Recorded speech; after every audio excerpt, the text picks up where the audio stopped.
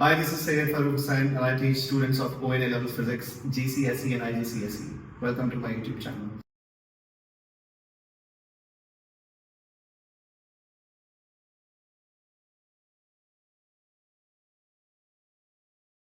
This is November 2023, paper 2 and variant 2. मिल गया आप लोगों को? कौन सा पेज है?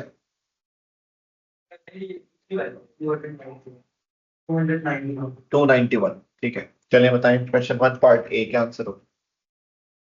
State how a vector quantity differs from a scalar quantity.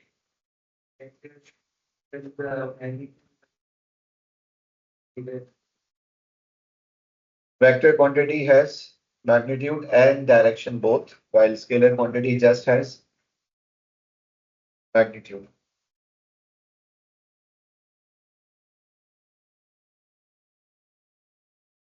Magnitude number को कहते हैं. Vector quantities have direction and scalar just has magnitude.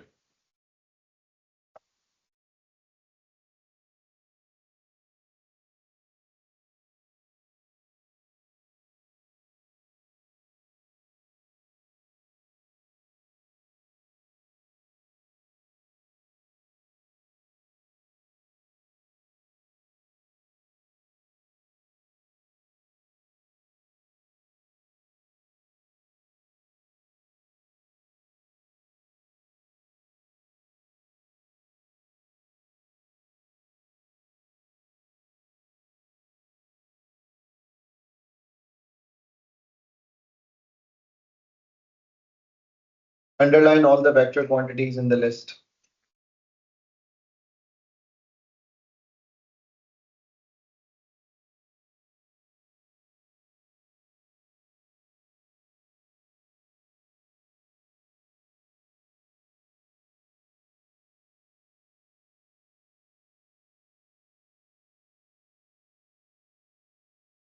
Acceleration, momentum, and energy. Energy is a scalar.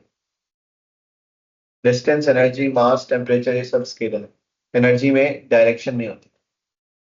Part C पढ़े. Figure 1.1 shows a passenger running across a large ship at right angles to the direction in which the ship is moving. Passenger runs across the ship at 2.4 meters per second due north. The large ship is traveling due east at 6.8 meters per second. So दो vectors दिए हुए आप लोगों को, एक 2.4 metres पर second due north और दूसरा है 6.8 मीटर्स पर सेकंड ड्यू ईस्ट. हमने बताना है कि give the direction in which the passenger is moving relative to the north और resultant velocity निकालनी है. ठीक है. सो सबसे पहले आपको पता है वेक्टर्स एडिशन का जो केस होता है उसमें दो तरह के केसेस होते हैं, केस 1 एंड केस 2. ये केस 2 है. और केस 2 में हमारा प्रोसीजर क्या होता है, हम सबसे पहले स्केल सेलेक्ट करते हैं. मैंने स्केल सेलेक्ट किया है 1 सेंटीमीटर इक्वल्स टू 1 मीटर्स पर सेकेंड. और अब आपकी मर्जी, आप दोनों में से कोई भी एक वेक्टर बना लें. तो कौन कौन से वेक्टर्स हैं? एक 2.4 है और एक 2.4 किस तरफ है? तो मैं 2.4 वाला बना रहा हूं. ये हो गया 2.4 सेंटीमीटर किस तरफ? नॉर्थ की तरफ. ठीक है.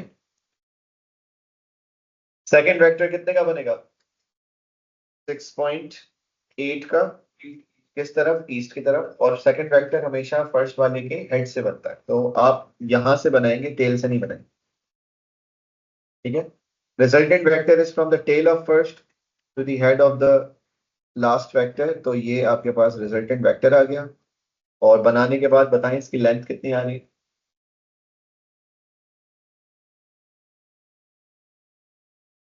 नहीं, स्केल से मेजर करें. पाइथागोरस भी लग सकता है लेकिन फिलहाल आप स्केल से करें.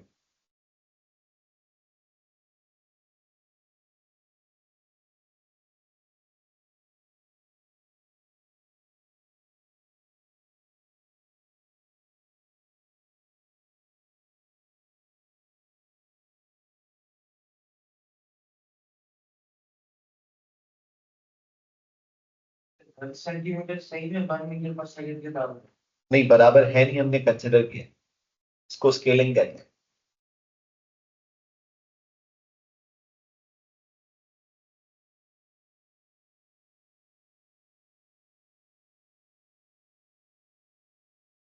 कितनी लेंथ आ रही है इसकी बनाने के बाद?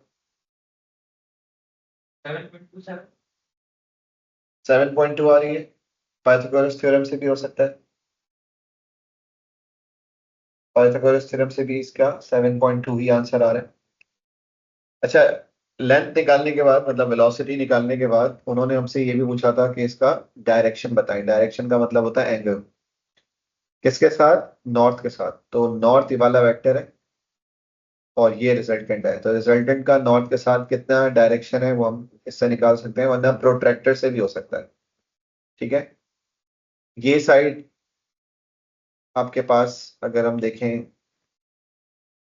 एंगल के साथ वाली साइड एडजेसेंट होती है और ये सामने है, ये हो गया हाइपोटेन्यूज 90 के सामने।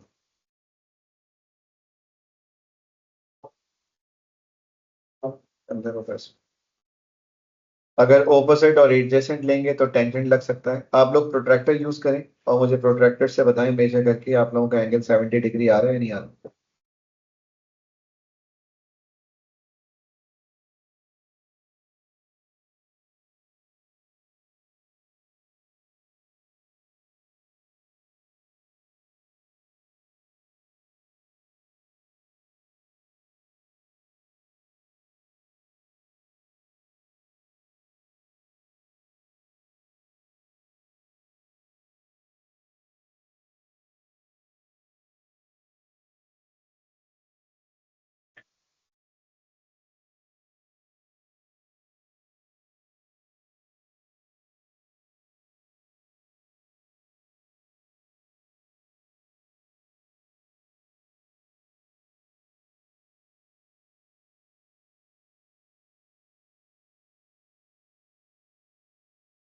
सर नेक्स्ट डिवीजन क्लास में आईजीसीएसई का पेपर करना है प्लीज, यस, मेरे वाला। ठीक है।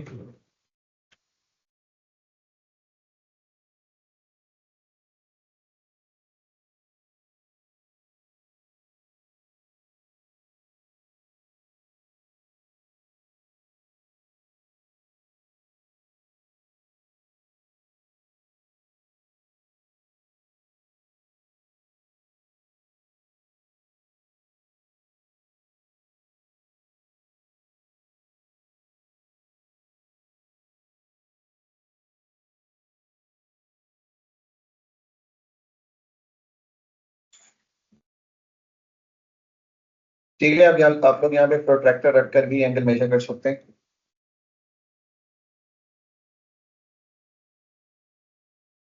और चेक करेंगे आपका एंगल 70 के करीब आ रही है वैल्यू है नहीं। अगर प्रोट्रैक्टर नहीं है तो फिर आप ट्रिग्नोमेट्री से जिस तरह मैंने किया है टेंजेंट यूज करके आप उससे भी सॉल्व कर सकते हैं।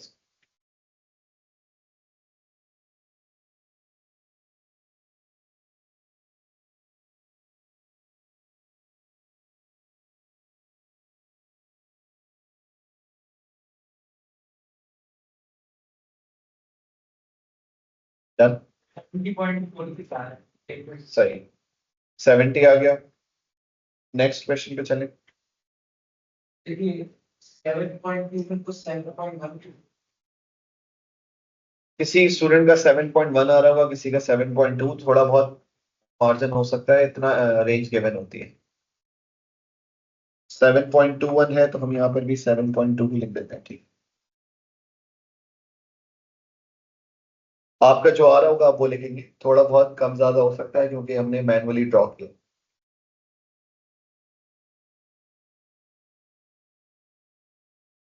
इंस्ट्रक्शन में लिखा हो कि आपने 9.8 वैसे 10 होता था ना पहले। पहले हो गया यहाँ तक सबका। Question number 2. Spacecraft of mass 300 kg is moving in a straight line in space at a speed of 8,000 meters per second. Calculate the momentum. Momentum का फॉर्मूला पता है? 300 Mass into velocity. Mass कितना given है? 300 Multiplied by velocity. Sir आप एक formula sheet है उसी में अपलोडेड है लिंक में। ठीक, उसके लिए हर फॉर्मूला है। ठीक, सर 2 मिनट। सर ये बात करते हैं, अगर स्टैंडर्ड फॉर्म में नहीं देना तो ब्लॉग में नहीं दे नहीं नहीं लिख सकते हैं कैसे भी। Sir 2 minute.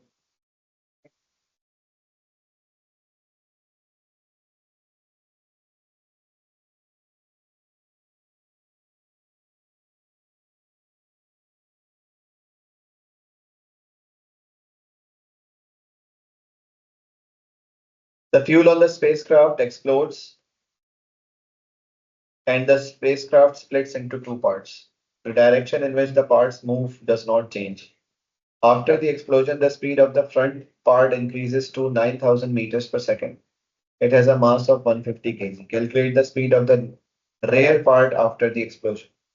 तो मोमेंटम हमें पता है कि जितना एक्सप्लोजन से पहले होगा उतना ही एक्सप्लोजन के बाद भी होगा। This is law of conservation of momentum, जिसका मतलब है कि मोमेंटम सिस्टम का कंजर्व रहेगा एक्सप्लोजन से पहले भी और एक्सप्लोजन के बाद भी। ठीक है, so m1u1 plus m2u2 is equal to m1v1 plus m2v2। आप लोगों को इक्वेशन याद होगी, ये है law of conservation of momentum. m1u1 plus m2u2 ये हम निकाल चुके हैं 2.4 एक्सपोनेंट 6। ये था एक्सप्लोजन से पहले मोमेंटम। ठीक है, कितना था वो? 2.4 exponent 6 equals to 300 kg total mass था, और एक का मास कितना है? दो हिस्से हुए, एक का मास 150 है तो दूसरे का भी कितना होगा? 150 ही होगा। सो 150 मल्टीप्लाइड बाय 9000 ये इन्होंने बताया हुआ है, प्लस 150 इंटू V2। मैंने प्लस इसलिए लगाया है क्योंकि उन्होंने लिखा हुआ है कि the direction in which the parts move does not change, मतलब सेम डायरेक्शन में ही ट्रैवल कर रहे हैं जिस डायरेक्शन में पहले ट्रैवल कर रहे हैं, तो प्लस का साइन आएगा। अब इस इक्वेशन को सॉल्व करेंगे।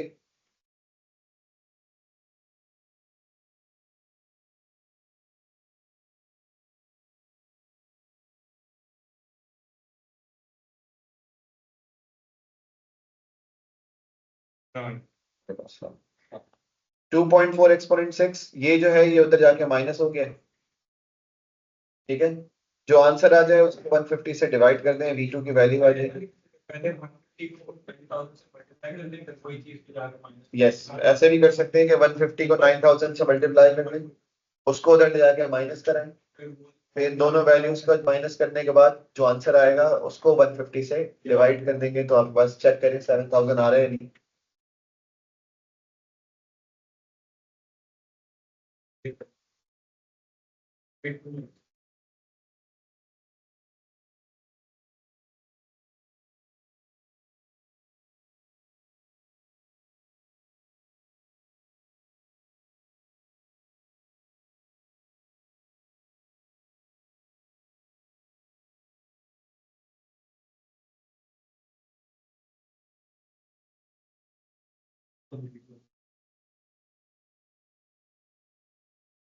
यहाँ तक हो गया। 2 मिनट सर, पहले नहीं। हाँ sir,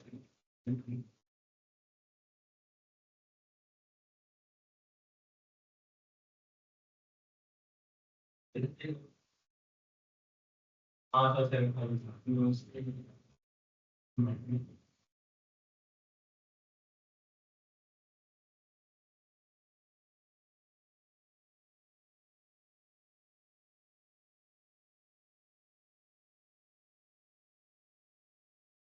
Total kinetic energy of the two parts after the explosion is greater than the original kinetic energy of the spacecraft. State the energy transfer that occurs in the explosion. Explosion में कौन सी energy है? Fuel था ना ये। Fuel के पास कौन सी energy होती है? केमिकल। और वो कन्वर्ट किस में हो रही है? कुछ केमिकल एनर्जी कन्वर्ट हो रही है काइनेटिक एनर्जी, क्योंकि जब फ्यूल बर्न होगा तो उससे जो एनर्जी प्रोड्यूस होगी वो भी हो सकता है कि स्पीड ऑफ स्पेसक्राफ्ट बढ़ाने में यूज हो जाए। सर अगर आज सिर्फ तो ये तो आगे से होगा, तो वो तो पीछे की तरफ चलता है। लेकिन उन्होंने क्या बोला है कि वो सेम डायरेक्शन में ही उसको मूव करवाया है।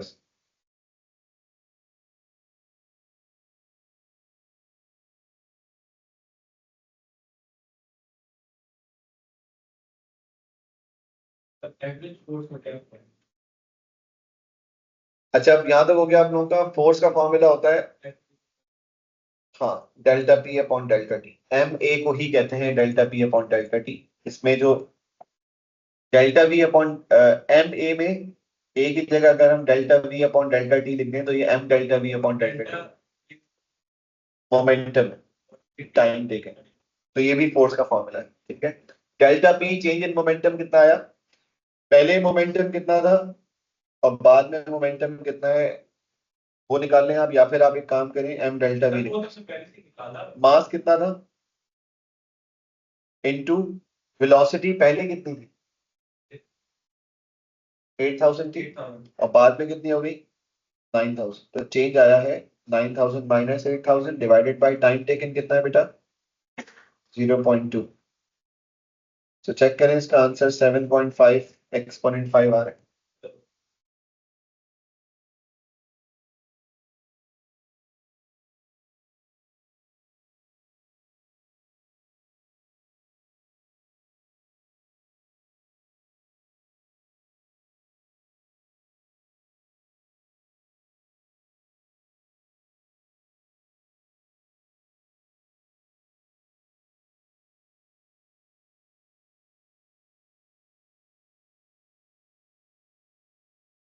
अरे मेरा 750 मल्टीप्लाई बाय 10 की पावर 3 हुआ है। कितना है दोबारा 750 मल्टीप्लाई बाय 10 की पावर 3। हाँ सही है, तो 7.5 एक्सपोनेंट 5 ही हो जाएगा वो। आपका जो आया वो भी लिख सकते हो बेटा, सेम आंसर सही। आगे की 3 की हाँ, पावर उससे कोई फर्क नहीं 3 मार्क्स कितने? ठीक है, यहाँ तक कर लिया। Next, a plain irregular lamina has a mass of 50 gram. It hangs from a nail that passes through a small hole H near to the edge of the lamina. The nail acts as a pivot and the lamina can swing about it.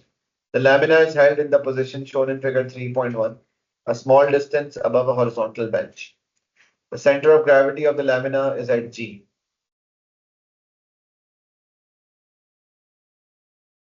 The weight of the lamina is a force that acts downwards. Explain why the lamina experiences this downward force. Gravitational pull की वजह से।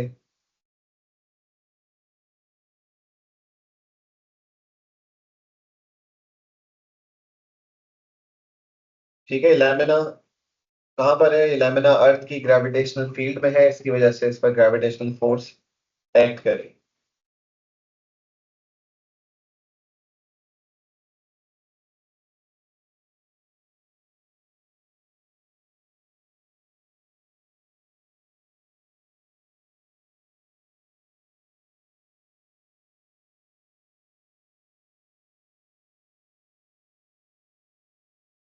Calculate the weight of the lamina, formula बताएं weight का।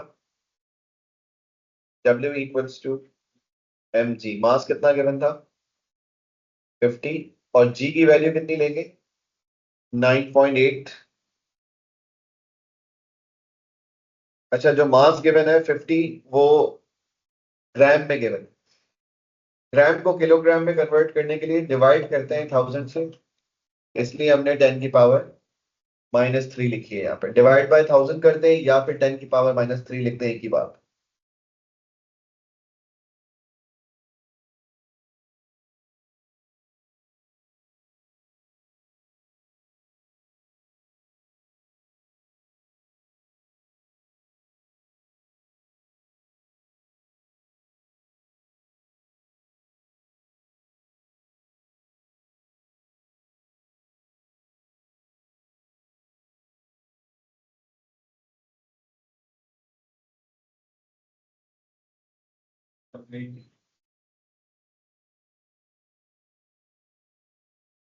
दो minute sir, ये आपने 50 multiply by 10 power -3 कहाँ से लिया? बेटे मास गया था ग्राम में और मास होना चाहिए किलोग्राम में, तो ग्राम को किलोग्राम में कन्वर्ट करने के लिए 1000 से डिवाइड करते हैं। तो डिवाइड बाय 1000 का मतलब होता है 10 की power -3।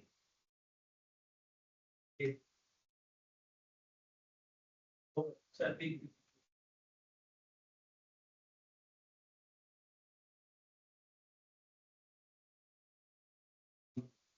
The next class is the right state. ठीक है. The weight produces a moment about the pivot through edge. Using figure 3.1, calculate the moment of the weight about the pivot. तो देखिए बेटा, moment का फॉर्मूला होता है F into D. अब ये जो G है ना, यहां से पास कर रहा है वेट, मतलब ये ग्रेविटेशनल फोर्स की लाइन है, और पिवट एच पर है, तो परपेंडिकुलर डिस्टेंस में 8 को लूं, 6 को लूं या 10 को लूं?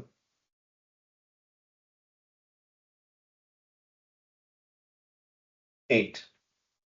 परपेंडिकुलर डिस्टेंस 90 डिग्री का एंगल बनना चाहिए, तो ये फोर्स की लाइन है और ये पिवट है और ये परपेंडिकुलर डिस्टेंस, ठीक है। अगर वो बात करते 6 और 10 जो है ना, ये डिस्टेंसेस तो हैं लेकिन ये परपेंडिकुलर डिस्टेंसेस नहीं। परपेंडिकुलर डिस्टेंस किसे कहते हैं? फोर्स की लाइन से लेकर पिवट तक का शॉर्टेस्ट डिस्टेंस। तो फोर्स की लाइन ये है और पिवट ये है, shortest distance between line and the pivot, सही है। तो 8 है। अगर 6 आप सिलेक्ट करें तो 6 तो बेटा पिवट का तो 6 से कोई ताल्लुक ही नहीं, और इसी तरह से 10 का भी ताल्लुक नहीं है, परपेंडिकुलर नहीं है, सही। सो मोमेंट निकालने के लिए हम मल्टीप्लाई करेंगे F इंटू डी। एफ कितना आया था? 0.49, और डिस्टेंस कितना है? 8 सेंटीमीटर। सेंटी होता है 10 की पावर -2, सही है। हमने कन्वर्ट क्यों किया है? क्योंकि हमें यहाँ पर मीटर में निकालना है, तो 0.039 सेंटीमीटर को मीटर में डिवाइड बाय 1000. सेंटीमीटर को मीटर में डिवाइड बाय 100, या फिर आप प्रीफिक्सेस याद रख लें, प्रीफिक्स होता है सेंटी 10 की power -2। The lamina is now released from the position shown in figure 3.1. Describe what happens to the lamina from the time it is released until it stops moving. तो बेटा ये pivot है और force लग रही है नीचे, तो ये लैमिना क्या करेगा? स्विंग करेगा या नहीं? किस डायरेक्शन में? क्लॉकवाइज या एंटी क्लॉकवाइज? क्लॉकवाइज रोटेट करेगा। और कब तक रोटेट करता रहेगा? जब तक वो बैलेंस नहीं हो जाता, रुक नहीं जाता। जब ये रुकेगा तो ये फोर्स की लाइन कहां से पास कर रही होगी? पिवट से ही पास कर रही होगी, मतलब ये जो जी है वो बिल्कुल नीचे आ चुका होगा, किसके? एच के। अभी जी एच से दूर है या नहीं? जी सेंटर ऑफ ग्रेविटी है, उन्होंने बताया हुआ है, ये लिखा। जब कोई ऑब्जेक्ट स्विंग करना रुकता है, खत्म करता है, तो उसका सेंटर ऑफ ग्रेविटी उसके पिवट से ही पास कर रहा हो, वरना वो रुकेगा नहीं। नहीं, आप ये काम अपने मोबाइल के साथ कर सकते हैं। होल्ड करें मोबाइल को कॉर्नर से, और आप देखें कि ये मोबाइल रोटेट करना चाह रहा है, लेकिन जब ये रुकेगा या जब ये रोटेट नहीं कर रहा होगा, बैलेंस होगा, तो आप देखें कि पिवट और वेट एक ही लाइन से पास कर रहे हैं। अभी वेट का यहाँ है और पिवट ये रही, तो ये रोटेट कर रहा है। अब क्यों नहीं कर रहा है? क्योंकि वेट की लाइन और पिवट एक ही पॉइंट से पास कर रहे हैं। तो इसने भी स्विंग करते रहना है। कब तक स्विंग करना है? जब तक इसका वेट, मतलब सेंटर ऑफ ग्रेविटी वाली जो लाइन है, लाइन ऑफ फोर्स, वो पिवट से पास नहीं करती, ठीक है। तो हमने यही बताना है इनको।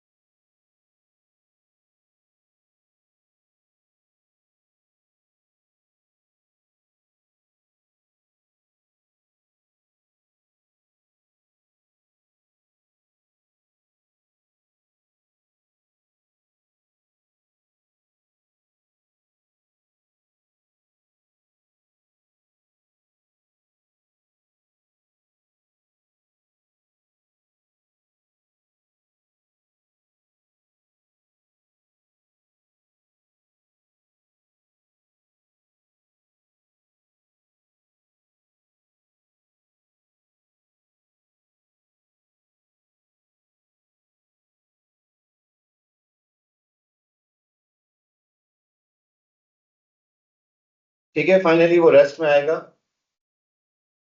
जब वेट कहां से पास कर रहा होगा, एच से पास कर रहा होगा, उस वक्त ये बैलेंस्ड हो जाएगा, रुक जाएगा, स्विंग करना छोड़ देगा। यस, सर आपने जो ई में डिस्टेंस लिया है 8 सेंटीमीटर, तो आपने कहाँ से ली?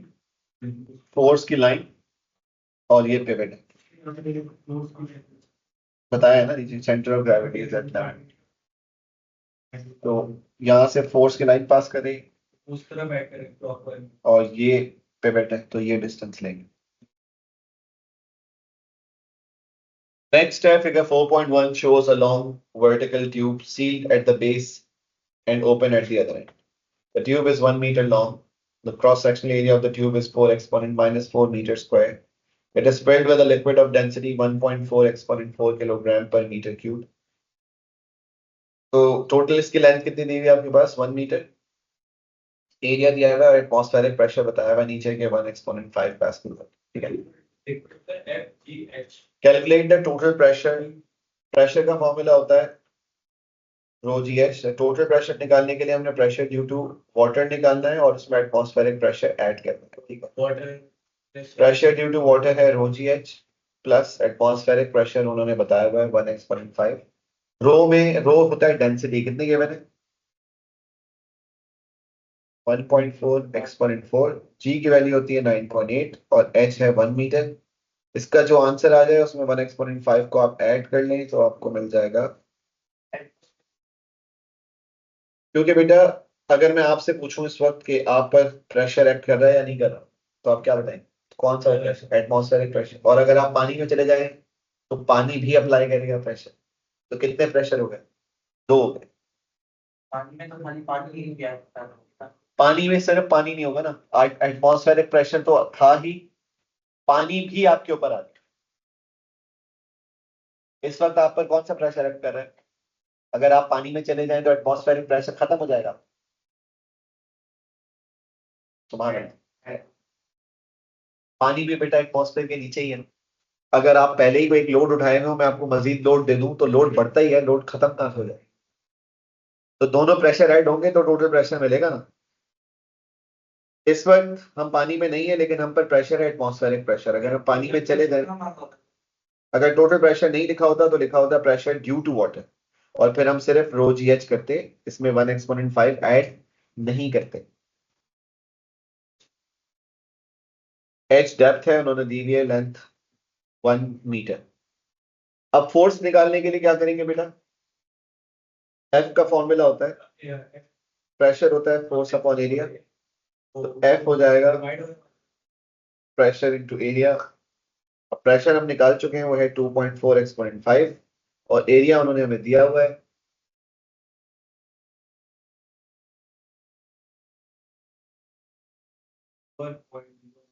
4 एक्सपोनेंट माइनस 4। इससे हमें फोर्स मिल गई 95 न्यूटन।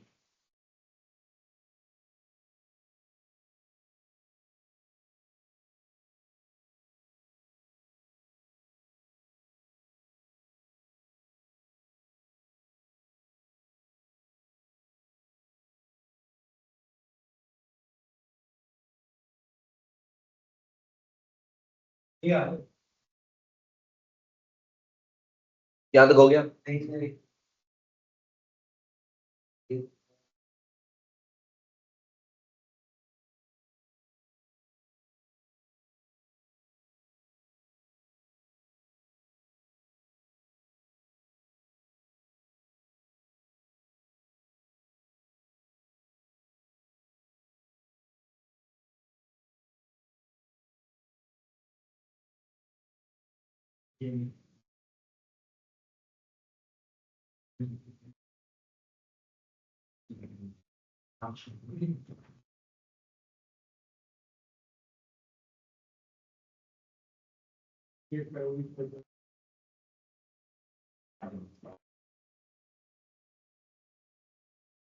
नेक्स्ट देखें, small sheet of glass is placed over the open end of the tube.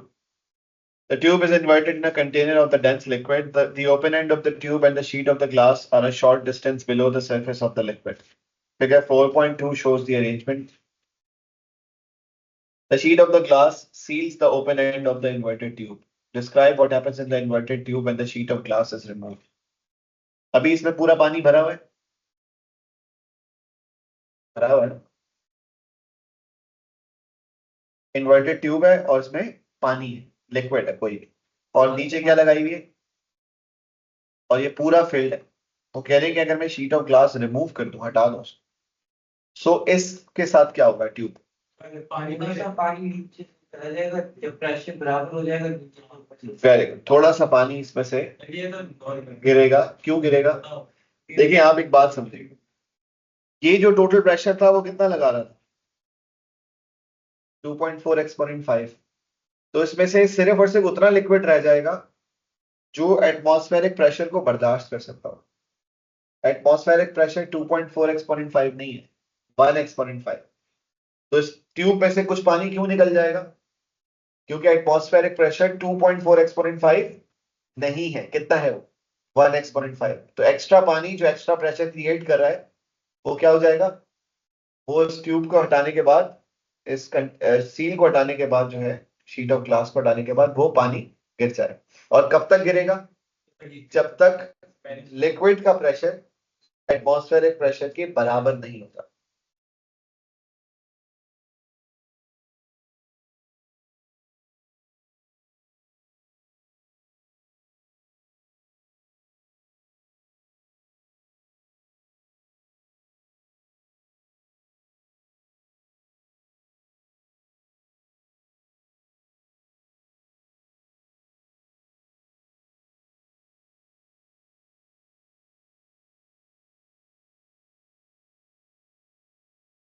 ये स्टार्ट पानी की तरह तब ट्यूब तब ट्यूब तो वो है ना जिसमें से फॉल कर रहा है, लिक्विड फॉल कर कहाँ रहा है? कंटेनर लिख सकते हैं, टब लिख सकते हैं, नीचे जो बीकर है वो लिख सकते हैं, कुछ और नाम दें उसको।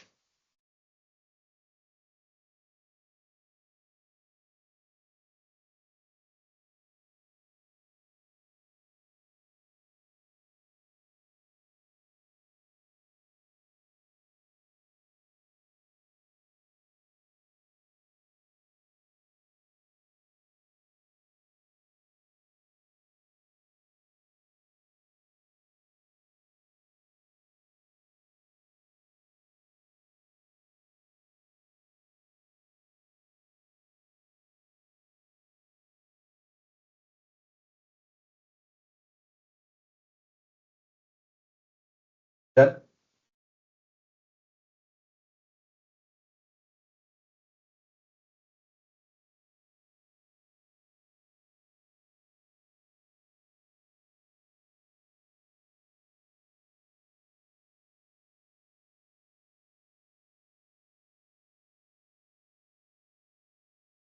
This equipment is used to make a measurement that is used to calculate atmospheric pressure. Describe the measurement made and then used in the calculation of atmospheric pressure. You may draw a diagram to help your description. हम atmospheric pressure measure किससे करते थे? Barometer से। तो वो कह रहे हैं this equipment is used to make a measurement that is used to calculate atmospheric pressure. तो क्या ये बैरोमीटर के तौर पे काम नहीं कर सकता जो अभी हमने डिवाइस बनाई है पीछे? आपको याद होगा बैरोमीटर भी सेम ही स्ट्रक्चर था, लेकिन उसमें हम लेंथ कहां से कहां तक की मेजर करते थे? From the level of mercury in the tub to the level of mercury in the tube. ठीक है, तो उन्होंने बोला है आपसे कि कौन सी वैल्यू मेजर करनी है। हमने एच मेजर करना है, वो एच हमें लेबल करके बताना है। और फॉर्मूला क्या यूज होता है? Rho G H. इसमें रो है डेंसिटी ऑफ द लिक्विड, जो हमें पहले से पता है। जी की वैल्यू क्या है? और एच ये वैल्यू है। जितनी भी एच की वैल्यू होगी और आप उसको सब्स्टिट्यूट करेंगे तो आपको एटमॉस्फेरिक प्रेशर मिल जाए।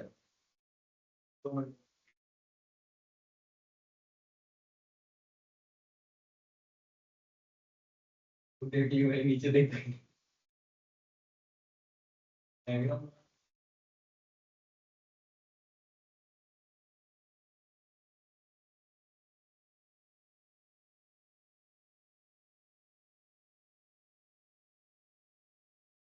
हाँ, लिड रिमूव करने के बाद उनका लेवल फॉल कर गया और फॉल करने के बाद स्टेबल हो जाएगा, जितनी भी एच की वैल्यू रह जाएगी वो हम लोग वो ट्यूब में जितना लिक्विड है उसके टॉप से लेके जितना टब के बॉटम तक वो हाइट है नहीं है बाकी।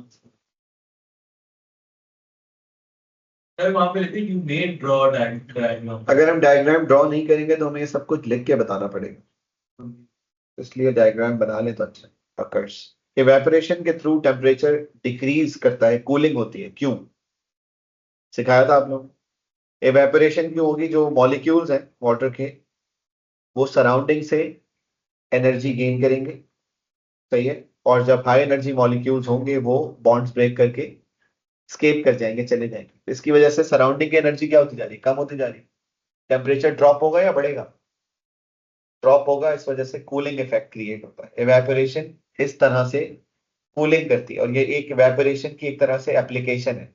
स्पंज लगा हुआ है, स्पंज में वाटर कहाँ से आ रहा है, ऊपर से आ रहा है, एक तरफ से एयर एंटर हो रही है और दूसरी तरफ से एयर जा रही है, जो एयर जा रही है वो इसके कुछ मॉलिक्यूल्स को लेकर भी जाएगी, जिसकी वजह से क्या होगा, कूलिंग हो, जैसे जैसे हीट सराउंडिंग से लेते जाएंगे वाटर मॉलिक्यूल्स इवेपोरेट करते जाएंगे, इससे आपकी सराउंडिंग्स क्या होती जाएंगी, कूल होती जाएंगी, ठीक है।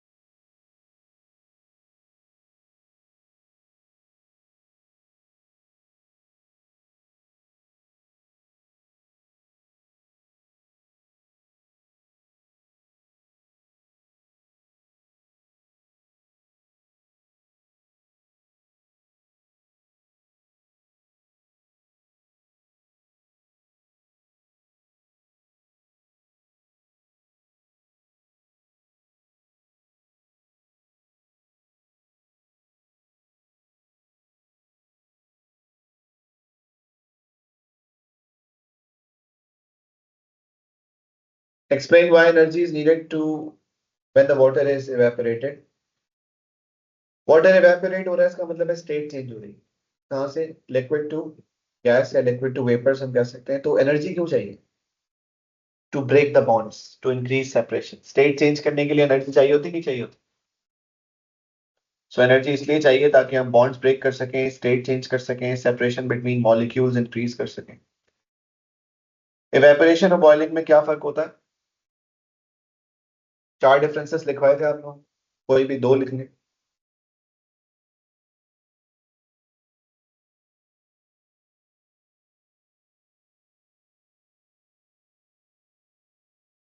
बॉन्ड ब्रेकिंग में तो एनर्जी लॉस, बॉन्ड ब्रेकिंग में तो एनर्जी लॉस होती है, मतलब जो बॉन्ड्स के बनाते हैं तो बॉन्ड्स ब्रेक में एनर्जी इस्तेमाल होती है, लूज नहीं होती। बनाते हैं बॉन्ड को खरीद लाते हैं। आप ये कह सकते हैं कि जिस वक्त हम एनर्जी देते हैं तो बॉन्ड्स टूटते हैं, फिर जब हम बॉन्ड्स बनाते हैं तो एनर्जी रिलीज होती है, लेकिन यहाँ पर बॉन्ड्स टूट रहे हैं तो सिस्टम एनर्जी गेन कर रहा है। Evaporation की वजह से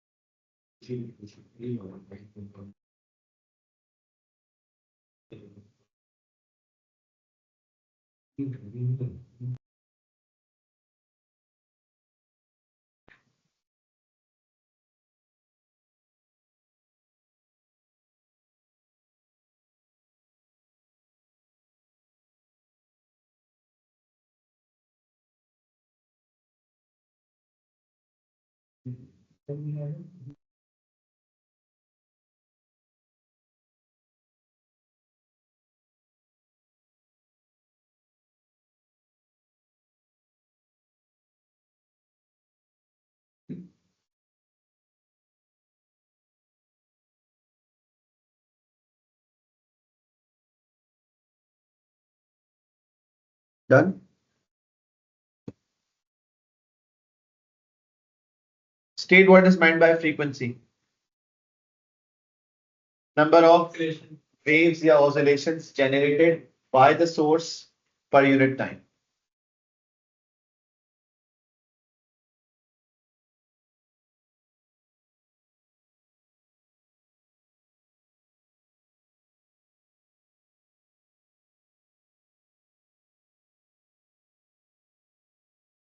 Explain whether the sound produced by the speaker is audible. Audible frequency की रेंज याद है आप लोग? वो है 20 से लेकर 20,000 तक, तो ये 800 है। क्या ये हम सुन सकते हैं? नहीं, क्योंकि ये रेंज में है। 20 से लेकर 20,000 हर्ट्ज तक की हम साउंड सुन सकते हैं। 800 हर्ट्ज रेंज में है, इसलिए ये ऑडिबल है।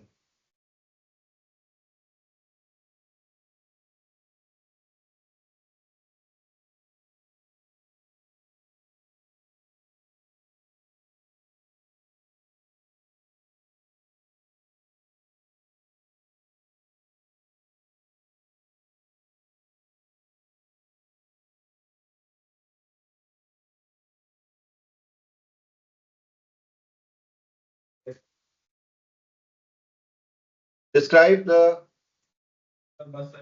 motion of the cone in figure 6.1 and explain how this causes the production of sound. कौन क्या कर रही है? वाइब्रेट कर रही है, और जब बाहर मूव करती है तो क्या क्या बनता है? कंप्रेशन बनता है, मॉलिक्यूल्स करीब आ जाते हैं, प्रेशर बढ़ता है।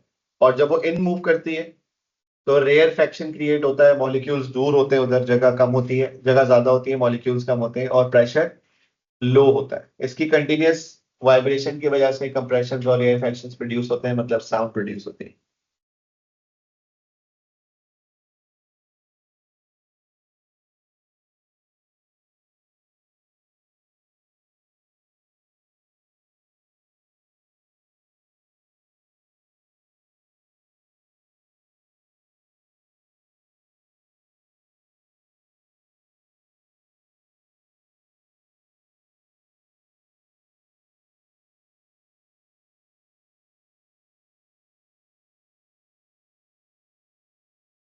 पार्ट डी का बताते हैं मुझे पहले। The sun is a very large and extremely violent ball of gas. Electromagnetic radiation from explosions on the surface of the sun reaches Earth. Explain why sound from explosions on the surface of the sun does not reach the Earth. क्यों नहीं आती sound? तो sound needs a medium. Sound really needs medium नहीं, sound needs material medium. सिर्फ देखो medium तो है ना बिटवीन अर्थ और सन, मतलब space is also a medium, रास्ता तो है ना, लेकिन उस रास्ते में कोई मटेरियल नहीं। तो क्या है, साउंड को क्या चाहिए होता है?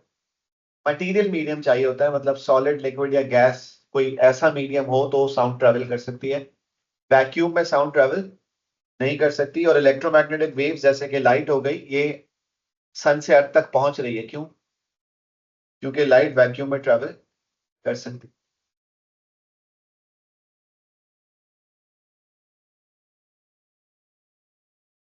ठीक है, इसके आगे जो वाला जो पार्ट है वो हम अगली वाली क्लास में कंटिन्यू करेंगे, और मैं आईजीसीएसई का उसके अगली क्लास में कराऊंगा मंडे को। ठीक है, पूरा पेपर पूरा पेपर करेंगे, वो छोटा होता है। वो एक ही क्लास में हो जाएगा। क्वेश्चन नंबर 6 तक कंप्लीट कर लिया था इसका ना, हाफ पेपर कर लिया। Now we are on question number 7। An electrical circuit contains a battery, a fixed resistor R, a voltmeter and a thermistor. Figure 7.1 is an incomplete circuit diagram of the arrangement. The thermistor is connected between terminals T1 and T2. क्या आप लोगों को thermistor का symbol बनाना आता है? बनाएं। कैसा होता है thermistor का symbol? This is thermistor. Figure 7.1 incomplete है, आपने उसको थर्मिस्टर के सिंबल के बनाने के बाद कंप्लीट करना है।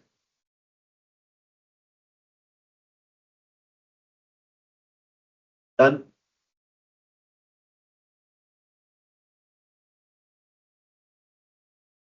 The resistance of R is 2.5. The reading on the voltmeter is 0.4. Calculate the current in R. ये जो दो वैल्यूज दी हैं इन्होंने, पहले आप इसको सर्किट में लिख लें। रेजिस्टर की रेजिस्टेंस कितनी है 2.5 और वोल्टमीटर पे रीडिंग कितनी है, और वो पूछ क्या रहे हैं आपसे, कैलकुलेट द करंट। आई का फॉर्मूला क्या होता है, V अपॉन R। V कितना है,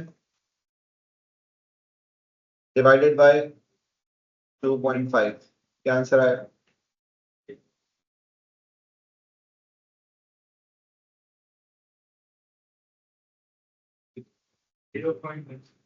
0.16। पावर का फॉर्मूला आता है आप लोगों को, P is equal to I square R भी हो सकता है, वी आई भी हो सकता है, दोनों यूज कर सकते हैं, सेम आंसर आएगा। करके देखिए, तीन फॉर्मूला है पावर के, कौन कौन से हैं, I square R, V square upon R, I V. Electrical power के तीन formula, I square R, V square upon R and I V. तीनों में से कोई भी फॉर्मूला यूज कर लें, आंसर आपका सेम आएगा। बताएं कितनी आ रही power, 0.064 watts। The temperature of the thermistor increases. Explain what happens to the reading on the voltmeter। बेटा अगर थर्मिस्टर का टेम्परेचर बढ़ेगा तो उससे थर्मिस्टर की रेजिस्टेंस बढ़ती है कम होती है, कम होती है। और टेम्परेचर बढ़ रहा है, रेजिस्टेंस कम होगी, तो थर्मिस्टर का वोल्टेज कम हो जाएगा। और अगर थर्मिस्टर का वोल्टेज कम होगा तो वोल्टमीटर पे रीडिंग बढ़ेगी। थर्मिस्टर और रेजिस्टर सीरीज में लगे, अगर यहां पर वोल्टेज क्या हो रहा है, यहाँ पे वोल्टेज, अगर यहाँ वोल्टेज कम होगा तो फिर यहाँ पर वोल्टेज इंक्रीज हो जाएगा, क्योंकि टोटल वोल्टेज कांस्टेंट है। मैं एग्जांपल दे रहा हूँ, लेट्स से कि ये 10 वोल्ट है, यहाँ पर वोल्टेज 4 है और यहाँ 6 है, 4 और 6।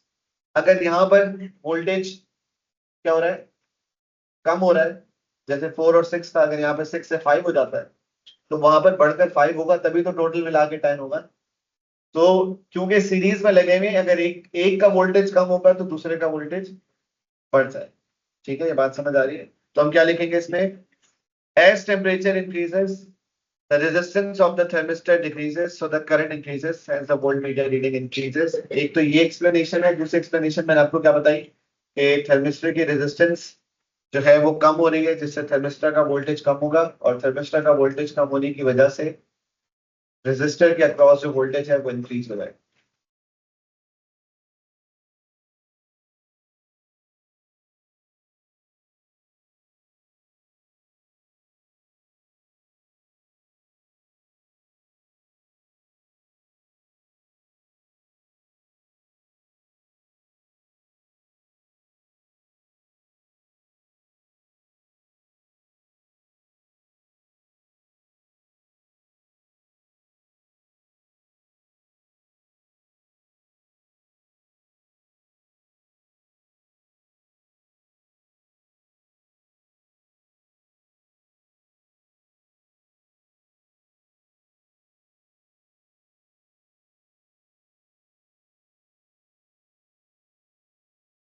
क्या तक हो गया,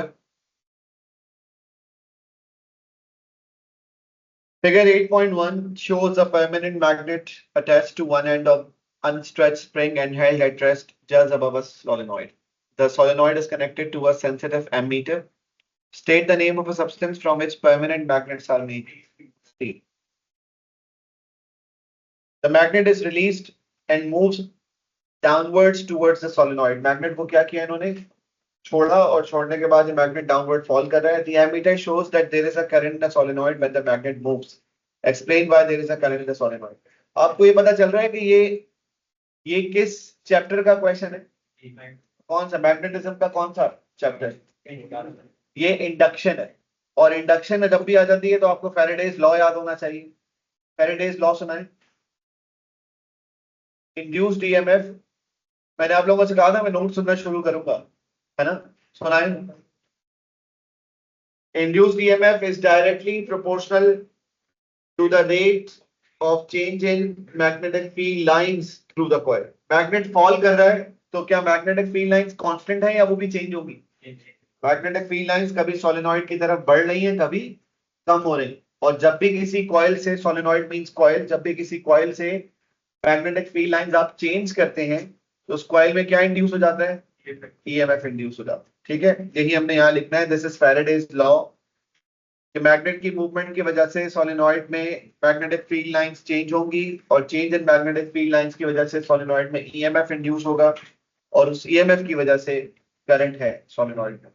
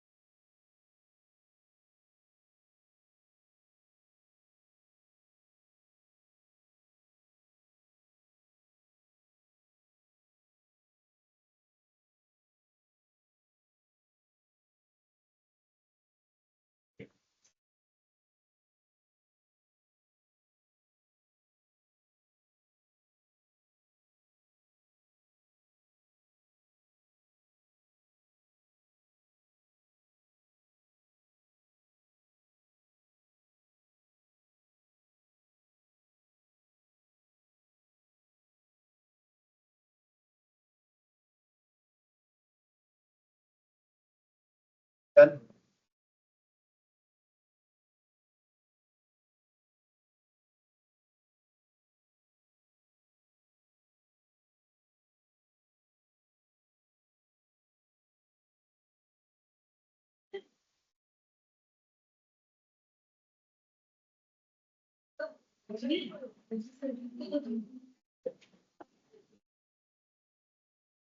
The current causes the top end of the solenoid to become the south pole of an electromagnet.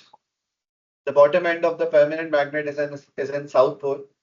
Explain why the top end of the solenoid becomes in south pole as the magnet moves downwards towards the solenoid. कौन सा law है ये लेंज़es law है, opposition की बात हो रही है। लेंज़ लॉ की स्टेटमेंट सुना है? Induced EMF will always oppose the change that is producing it. तो हम यहाँ पर क्या कहेंगे कि मैग्नेट की मूवमेंट की वजह से सोलेनॉइड में ईएमएफ इंड्यूस हुआ है। वो जो इंड्यूस्ड ईएमएफ है वो मैग्नेटिक फील्ड को ओपोज करेगा, सही है, और उसकी ओपोजिशन के लिए वो क्या कर रहा है? सेम पोल बना रहा है। देखो सेम पोल से क्या होता है? Repulsion, attraction. तो मैग्नेट कॉइल की तरफ आ रहा होगा लेकिन कॉइल उसको अपनी तरफ आने नहीं देगा, ओपोज करे, अट्रैक्ट नहीं कर रहा उसको, वो क्या कर रहा है? रिपेल कर रहा है, मतलब उसकी स्पीड बढ़ाएगा नहीं, की स्पीड को कम करेगा। ऑपोजिशन का मतलब क्या होता है? अगर वो टुवर्ड्स आ रहा है तो उसने उसको क्या करना है? पुश करना है। और अगर सिमिलरली यही मैग्नेट अवे जा रहा होगा तो वो उसको पुल करेगा। दोनों केसेस में ऑपोजिशन क्रिएट होगी। ठीक है, तो हम यहाँ पर लेंज़es लॉ की स्टेटमेंट को ही एक्सप्लेन करेंगे।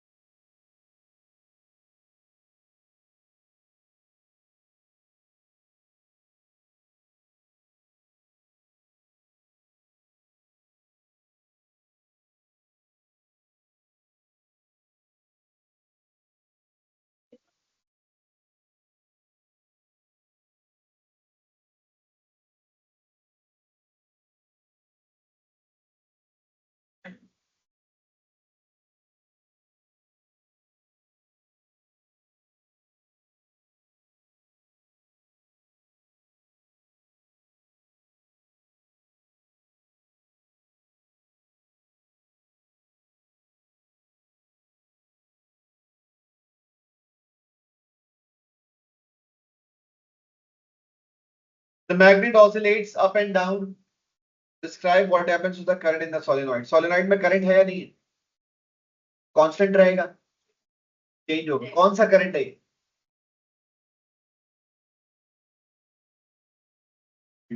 ये ऑल्टरनेटिंग करंट है। ऑल्टरनेटिंग करंट क्या करता है?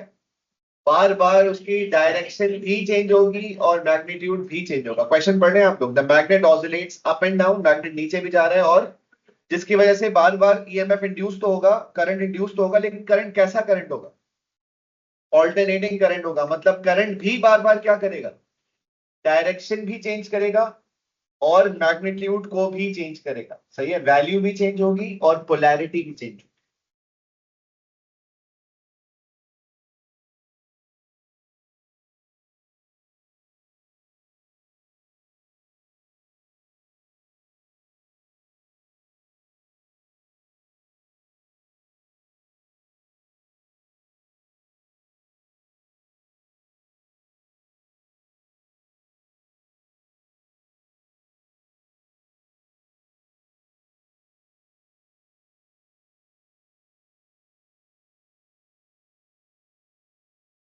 आप लिख सकते हैं बिल्कुल। देखो एक्सप्लेनेशन आपको जितना दिल चाहे आप करो, लेकिन गलत कुछ भी नहीं लिखना। जितना आपको ज्यादा आता हो लिख सकते हैं, जहां पर आपको डाउट हो गया ये शायद इंफॉर्मेशन ठीक नहीं है, वो फिर आप नहीं लिखें। नेगेटिव मार्किंग नहीं है, लेकिन ये है कि गलत लिखोगे तो वो जो सही बात भी लिखी है ना, तो वो भी शक करेगा कि आपने सही भी लिखी है। ठीक है, next, in space an interstellar cloud of dust and gas collapses to form a protostar. The cloud contains hydrogen. Describe the energy transfers that take place as the cloud collapses and forms a protostar. Collapse का क्या मतलब है? करीब आने को कह रहा है। Collapse का मतलब करीब। कौन सी फोर्स ला रही है हमको करीब? और कौन सी एनर्जी है ये? Gravitational potential energy. वो कह रहे हैं in terms of energy transfer बताओ। कोलैप्स का मतलब क्या है? वो करीब आ रहे हैं, विच मींस उनकी कौन सी एनर्जी उनको करीब ला रही है? ग्रेविटेशनल पोटेंशियल एनर्जी उनको पुल कर रही है, करीब ला रही है, और वो किस में कन्वर्ट हो रही है? काइनेटिक में कन्वर्ट हो रही है, क्योंकि जितना वो पुल करेगा उतना वो स्पीड अप होंगे। सही है, तो क्या लिख सकते हैं एनर्जी ट्रांसफर के बारे में आप लोग यहाँ पर? ग्रेविटेशनल पोटेंशियल एनर्जी की वजह से ये एक दूसरे के करीब आ रहे हैं और फिर कन्वर्ट हो रही है किसमें? और फाइनली जब ये हिट करेंगे एक दूसरे को तो थर्मल, थर्मल मतलब इंटरनल एनर्जी। अब थर्मल देखें, एक बात समझें, इंटरनल एनर्जी किसे कहते हैं? इंटरनल एनर्जी होती है sum of random distribution of kinetic and potential energies of molecules of system. सही है, नोट्स याद नहीं होंगे तो यकीनन आपको कुछ नहीं पता चल रहा होगा। इंटरनल एनर्जी का मतलब ये है कि वो जो काइनेटिक एनर्जी बन रही है वो दो काम कर सकती है, या तो टेम्परेचर बढ़ा सकती है या स्टेट चेंज कर सकती है। इसलिए इसको डायरेक्टली एक नाम दे देते हैं, इंटरनल एनर्जी। इंटरनल एनर्जी बोलने का मतलब क्या है? दो में से कोई एक काम हो रहा होगा। क्या हो रहा होगा? या तो टेम्परेचर चेंज होगा या फिर स्टेट चेंज।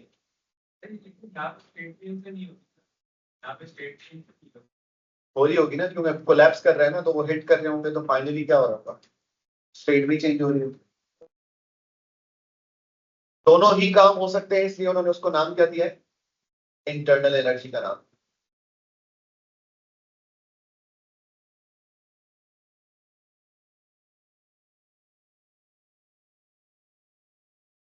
यहां तक हो गया। The collapse results in a nuclear reaction in the protostar that involves the isotope hydrogen 3.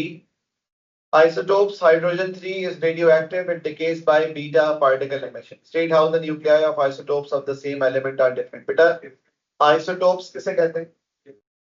Elements, atoms of the same element having same electron and proton number but different number of neutrons. ठीक है, लिखें।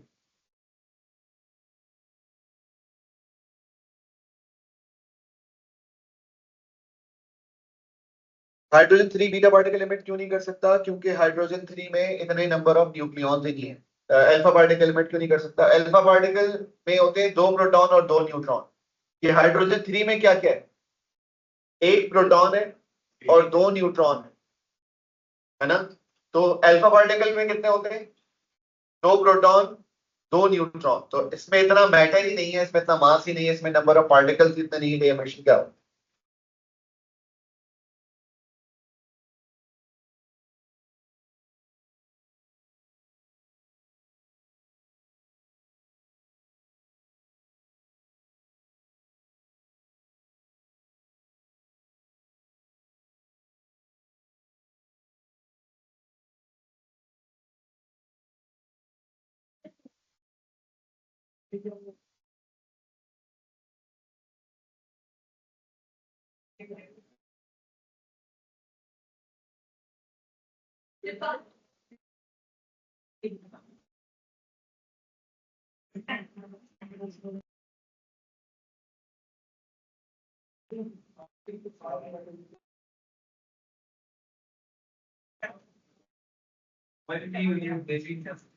इससे मैदान वाली जल्दी पहुंचे।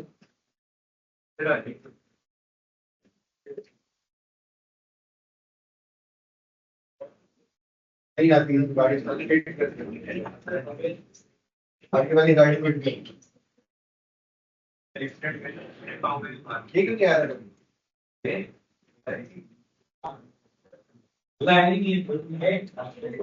दोबारा रखी बैठी के लगता है।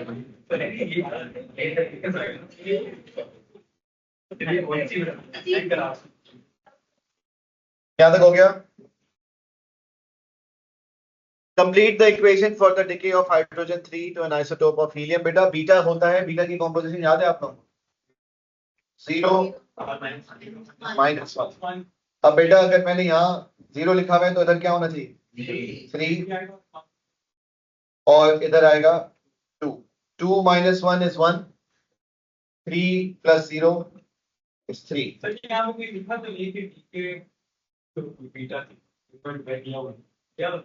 बेटा ये खुद बता दिया, बीटा लिखकर और किस तरह बताएं? Explain how the nuclear reaction in the protostar stops further collapse as the protostar becomes a stable star. बताएं। दोनों फोर्सेस इक्वल हो जाते हैं। कौन सी दो फोर्सेस? इनवर्ड फोर्स किसकी वजह से? Gravitational force. और आउटवर्ड है एनर्जी जो रिलीज हो रही है फ्यूजन से, वो आउटवर्ड प्रेशर क्रिएट करती है। और ये दोनों फोर्सेस जब इक्वल हो जाएंगी तो फिर फर्दर कोलैप्स जो है वो रुक जाएगा और स्टेबल स्टार फॉर्म हो जाएगा।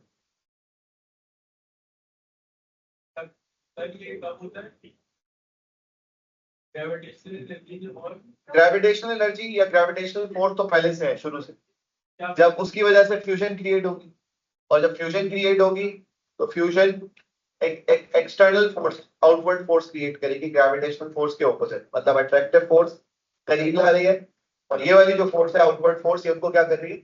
दूर भेज रही है। लेकिन फाइनली दोनों फोर्सेस क्या हो जाती है? बैलेंस हो जाती है, इक्वल हो जाती है, और जैसे ही इक्वल होती है तो हम कहते हैं कि एक प्रोटोस्टार या एक स्टेबल स्टार फॉर्म हो चुका है।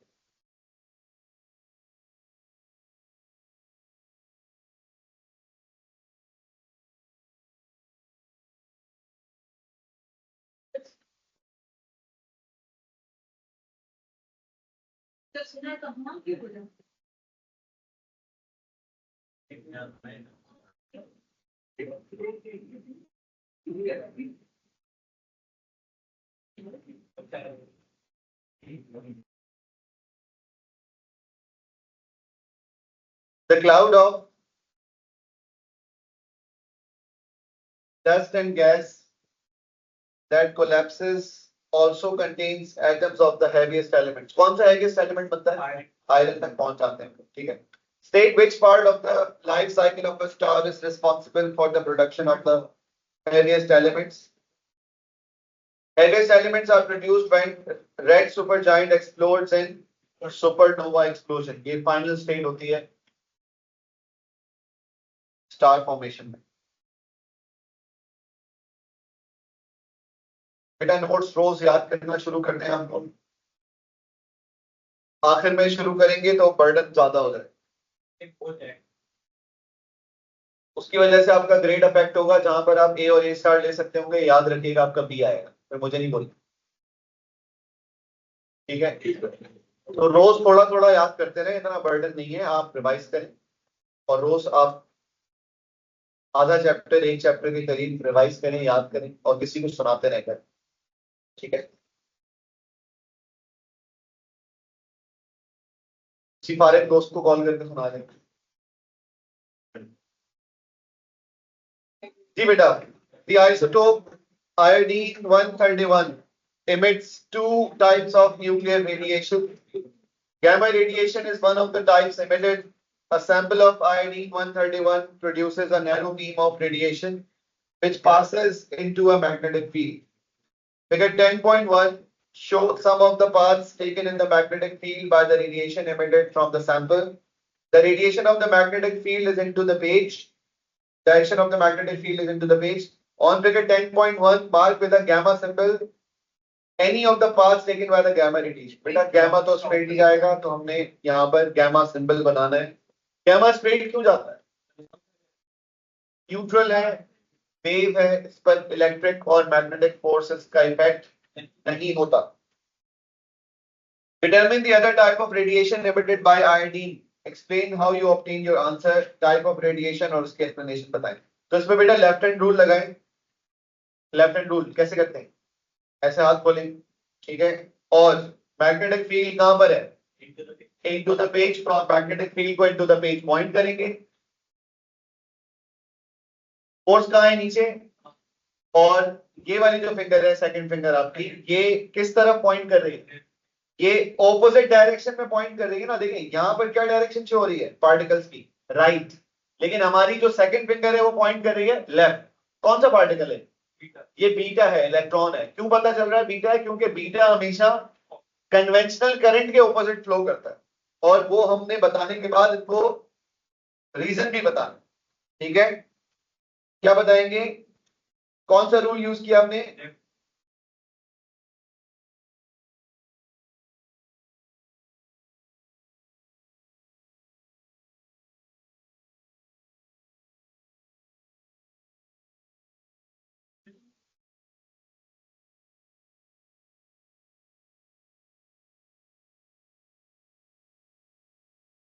According to left hand rule जो डायरेक्शन हमें मिल रही है वो मिल रही है कहां पर? लेफ्ट. और पाथ जो शो हुआ है वो कहां शो हुआ है? वो राइट शो हुआ है, जिससे हमें पता चल रहा है कि ये जो पार्टिकल्स हैं ये बीटा पार्टिकल्स हैं, इलेक्ट्रॉन्स हैं.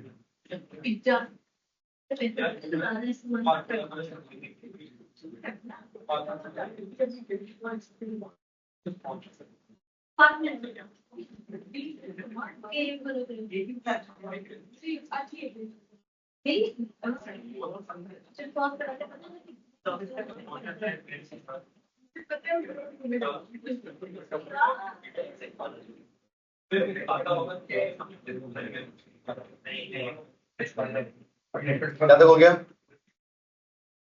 In another experiment, the beam of radiation from the sample is incident on a 5 millimeter thick sheet of lead. State what happens to the two types of radiation in the beam.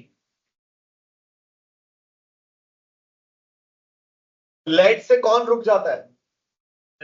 Beta तो पास होगा ही नहीं. Gamma पास होगा. Gamma की thickness क्या थी जिससे वो रुकता है?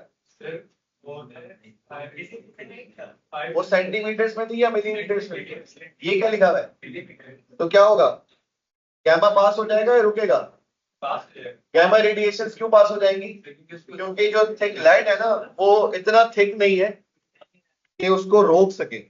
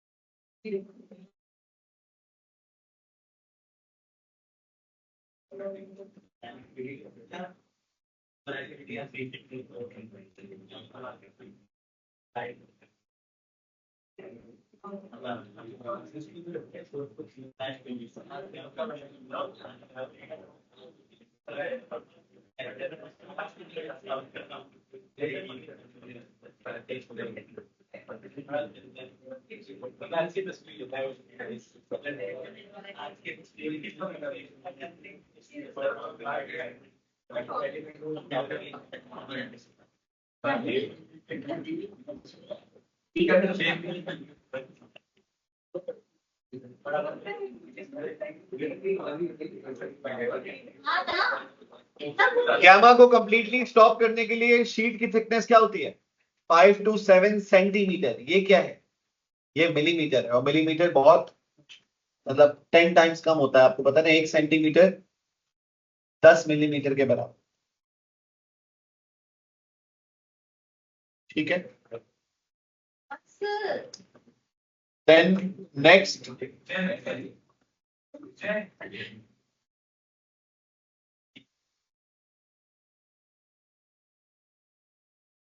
स्पीड ऑफ लाइट कितनी होती है?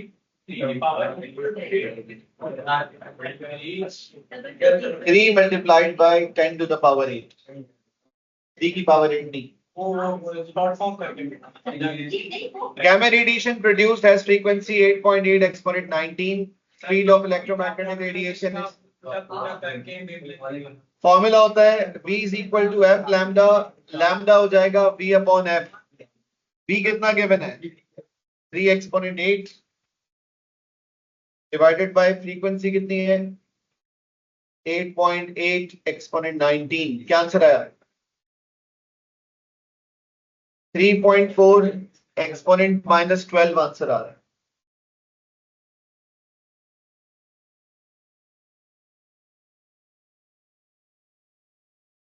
आपसे पहले क्या पढ़ा है?